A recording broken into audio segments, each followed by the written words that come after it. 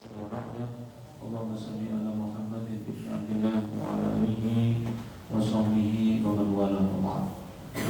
Jamaah salat zuhur rahimakumullah, dan juga para pengunjung, para pasien. Pertama dari kita panjatkan syukur kita kepada Allah Subhanahu wa taala, kita masih bisa beribadah kepadanya dengan berjamaah, semoga kita diistiqomahkan untuk bisa beribadah kepada Allah Subhanahu wa taala. Kepada saudara kita yang sedang sakit, terbaring sakit di rumah sakit kita ini, semoga semuanya segera disembuhkan oleh Allah Subhanahu wa taala, diberikan yang terbaik oleh Allah Subhanahu wa taala, dan diberikan karunia yang lebih daripada apa yang telah didapatkan sebelumnya. Amin ya rabbal alamin. Ya Bapak sekalian, kita lanjutkan pasal yang ke-40, yaitu al-ma'asi tujarri'u alal insani a'da'ahu. Kemaksiatan yang dilakukan oleh seorang hamba itu akan membuat musuh-musuhnya menjadi semakin berani kepadanya. Bagaimana penjelasannya? Wa min uqubatiha annaha tujarri'u al-'abdi ma lam yakun yajtari'u 'alaihi min asnabil makhluqah. Ketika seseorang itu tidak atau terjauhkan dari perbuatan maksiat, maka sebagian besar dari makhluk itu tidak berani untuk mengganggunya, tidak berani untuk menggodanya, tidak berani untuk mempengaruhinya. Ketika seseorang itu dipahami, diketahui oleh makhluk yang lain sebagai hamba yang taat kepada Allah SWT, maka ketika kemudian diketahui kita ini berbuat maksiat, maka tari'u 'alaihi syayatin bil adza wal igwa wal waswasah wa taqwid wa tahzin. Maka tatkala kemudian tercium oleh setan bahwa kita ini berbuat maksiat, maka kemudian setan berani untuk mengganggu kita, untuk menggoda kita, untuk menebarkan was-was kepada kita, untuk menakut-nakuti kita, membuat kita bersedih, membuat kita melupakan apa yang bisa mendatangkan kemaslahatan untuk diri kita, dan bahkan kemudian kita melakukan sesuatu yang mendatangkan madarat bagi kita dengan kita melupakan apa yang tidak sepatutnya kita lupakan. Maka kemudian fatajtami'u 'alaihi syayatin hatta ta'uzuhu fi ma'siyatillahi azza. Maka modal awal, na'udzubillah, yang kita lakukan berupa kemaksiatan itulah yang membuat setan kemudian bersemangat untuk menggoda kita supaya kemaksiatan kita itu berlipat-lipat terus kita lakukan sampai betul-betul kita bermaksiat melawan Allah Subhanahu wa taala. Wa tasjari'u 'alaihi sayyidul insi. Demikian juga manusia, setan dari golongan manusia, dia juga kemudian berani untuk mengganggu kita, baik dengan cara yang terang-terangan maupun dengan cara yang sembunyi-sembunyi. Wa yastari'u 'alaihi ahluhu wa khadamuhu wa auladuhu wa jiranuhu. Bahkan sebelum kita berbuat maksiat, keluarga kita baik-baik saja, pembantu kita juga baik-baik saja sama kita, nggak ada masalah. Anak-anak kita juga baik-baik saja sama orang tuanya, tetangga juga baik-baik saja. Tiba-tiba entah bagaimana ceritanya, kita juga nggak tahu bagaimana asal muasalnya, tiba-tiba ada masalah dengan keluarga kita, dengan pembantu kita, anak kita, tetangga kita. yang kita lacak itu kita nggak tahu di mana letak masalahnya. Disitulah hendaknya kita langsung sadar.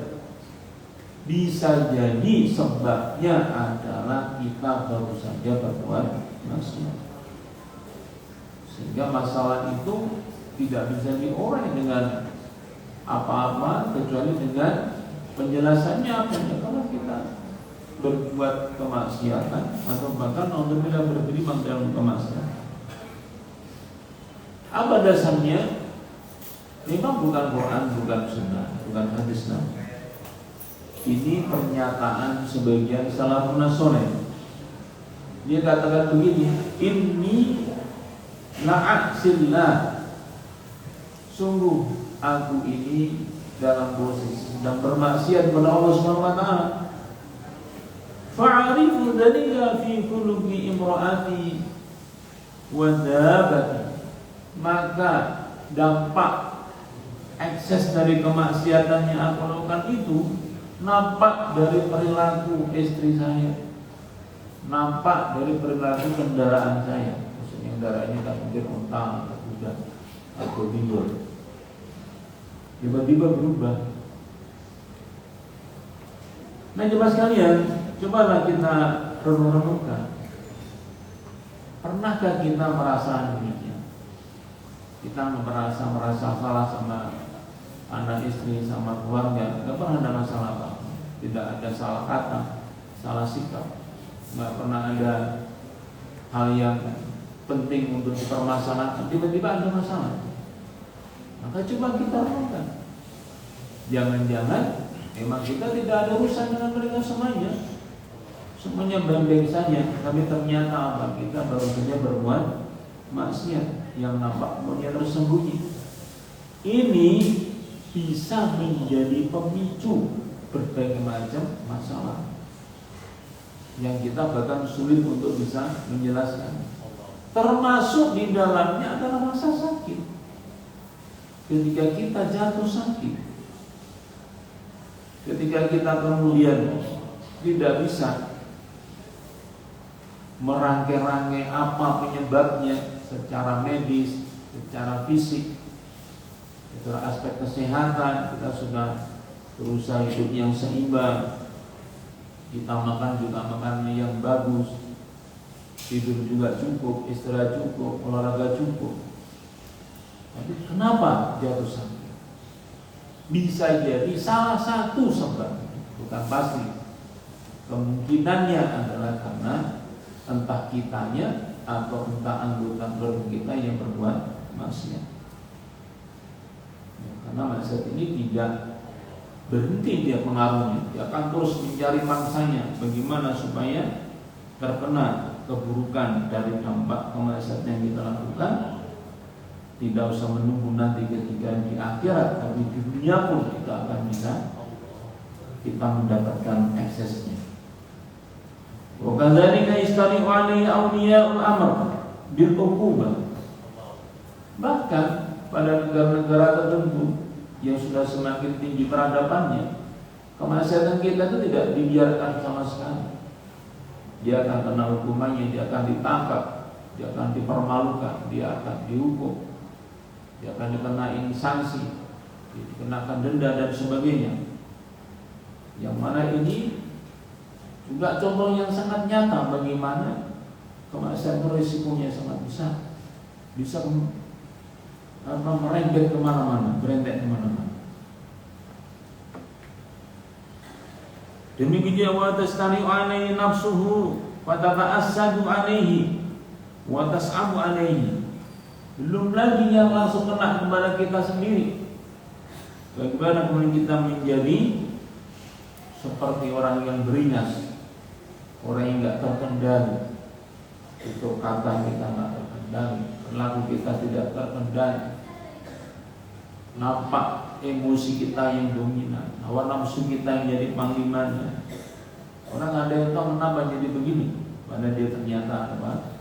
Jadi adalah berbuat maksiat atau terjatuh dalam kemaksiatan. Kalau arada li khairin lam tutawi'hu wa lam tanqad lahu. Orang yang sudah berkelima dalam kemaksiatan, kalau dia itu diajak kepada ketaatan pada Allah Subhanahu wa taala, tunduk patuh kepada Allah Subhanahu wa taala, maka dia tidak akan tertarik, dia tidak akan mau. Wa tasuquhu ila ma fi halatu sya'an an. Termasuk kalau dibimbing, itu tidak kawan lagi. Ini kadang-kadang tidak kita sadari, dianggap yang demikian bagian dari kewajaran. Namanya manusia ya, suka nggak suka, senang nggak senang. Kenapa? Wadani kami anak ta'an isnu Rabbi tabaraka wa ta'ala alladhi man taqanaukan minal abidin.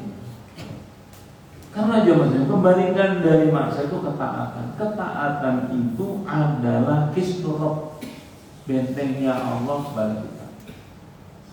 Jadi kalau kita ingin mendapatkan perlindungan dari Allah itu ya kita mentaatinya. Itu ibaratnya kita membuat kisnud, membuat tameng, membuat benteng buat diri kita dari segala macam serangan yang memudaratkan, membahayakan kita.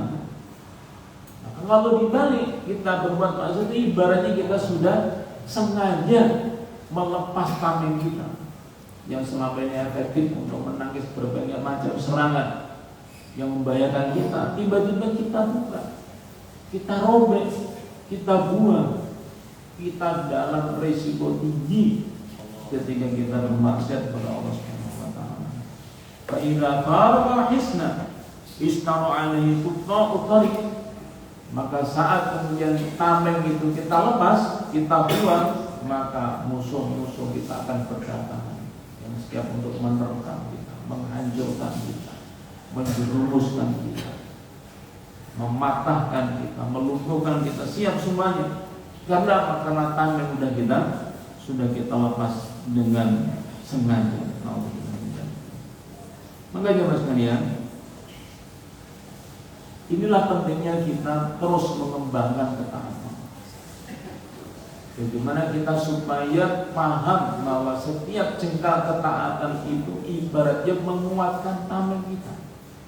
Bukan cuma sekedar kita menjalankan ketaatan, ketaatan membuahkan perisai, membuahkan tameng untuk kita. Jadi jangan sampai kita ini lengah untuk terus menguatkan tameng kita. Semakin hari yang menyerang bukan semakin sedikit, semakin banyak, semakin besar, semakin kuat.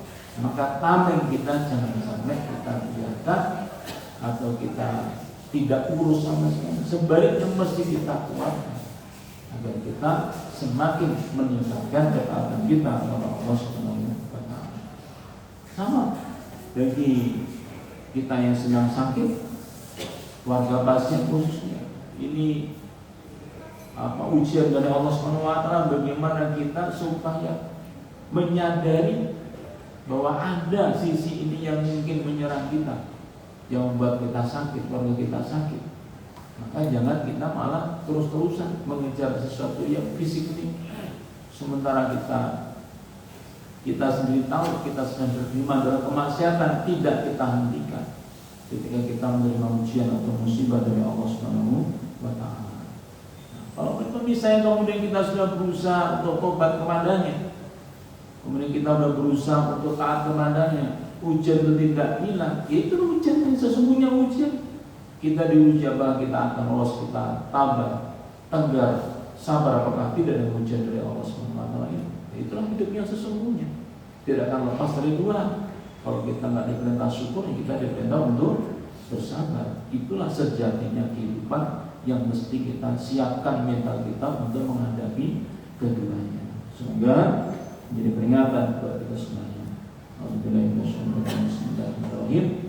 Wa asri innal insana lafi khusr illa alladziina amanu wa 'amilus shalihaati wa tawassaw bil haqqi wa tawassaw bis sabr. Subhanallah bihamdihi asyhadu an la ilaha illa anta astaghfiruka wa atubu ilaik. Assalamualaikum warahmatullahi wabarakatuh.